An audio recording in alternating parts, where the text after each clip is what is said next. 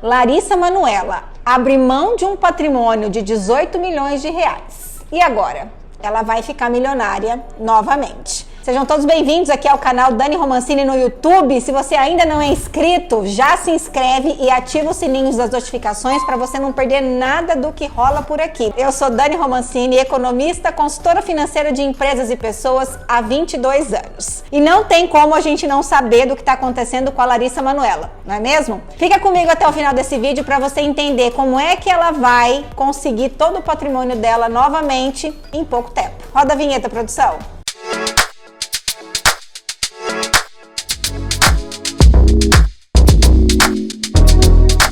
Não tem como a gente não estar por dentro do caso desse babado da Larissa Manoela.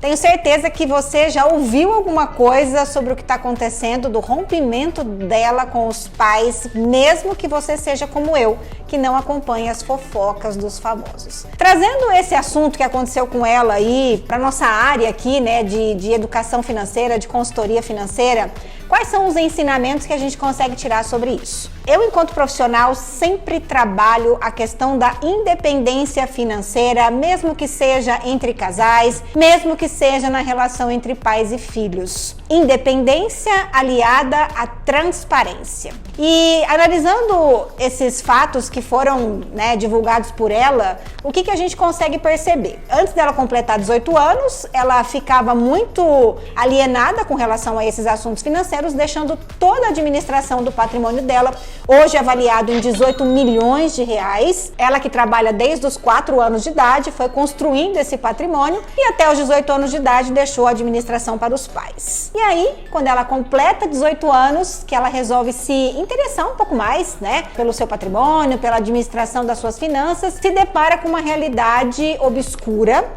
E veja bem, imagina você no lugar dela, sendo dono de um patrimônio de 18 milhões de reais, e como ela divulga os áudios que ela tem de conversas com o pai e com a mãe, ela precisa pedir 10 reais para pagar um coco na praia, um milho, um mate, alguma coisa nesse sentido. Como é que você se sentiria nessa situação, A gente precisa analisar, claro, que os dois lados da história, mas a gente percebe que houve um abuso da autoridade dos pais na administração do patrimônio dela, inclusive mentindo sobre o percentual do patrimônio, da parcela que ela tinha, da cota que ela tinha das empresas que administravam o patrimônio dela. E aí você vê a que ponto que isso chega, porque ela abre mão desse patrimônio de 18 milhões de reais, deixa tudo para os pais e resolve começar do zero. Como é que você agiria nessa situação?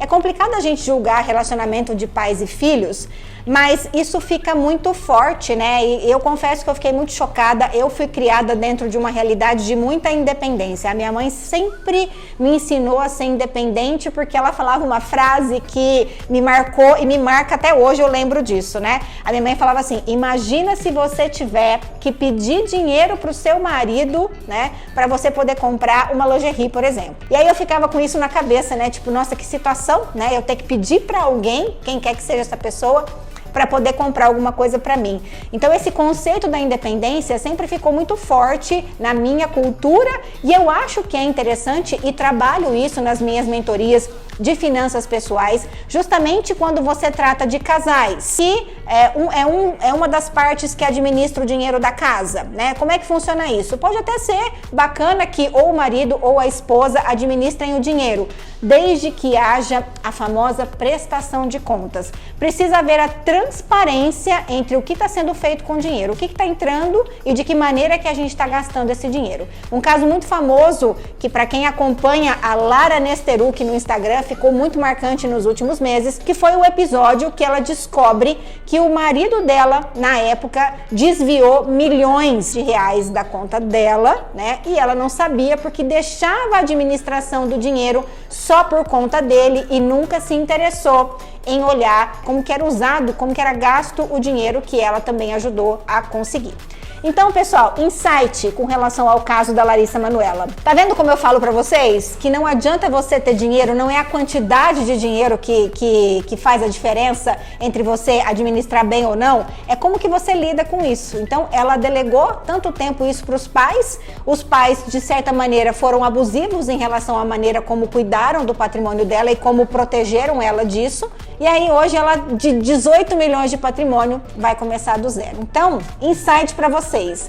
Sejam transparentes, sejam independentes na relação com o marido, esposa, filhos e pais, mas sejam transparentes na maneira como vocês estão cuidando do dinheiro de vocês. E sempre, independente de quem está cuidando do dinheiro, seja da casa, da família ou seu, preste contas, né? Peça para você a transparência do que está sendo feito em planilhas, em relatórios, da maneira como vocês acharem melhor, porque eu sempre falo também aqui, o mais importante é que a gente converse sobre o dinheiro sem procurar os culpados. Eu espero que vocês tenham gostado desse vídeo, é a minha visão sobre o que aconteceu com a Larissa Manoela, mas peço para você deixar o seu comentário aqui, para você me falar qual é a sua visão sobre isso, também se inscrever no nosso canal se você ainda não é inscrito, deixar o seu like aqui no vídeo para o YouTube entender que esse conteúdo é importante e também se você quiser conhecer um pouquinho mais do nosso trabalho, vai lá nas nossas redes sociais, @DaniRomancini no Instagram. Todo dia tem dica nova para você melhorar, seja a gestão financeira empresarial ou aquele empurrãozinho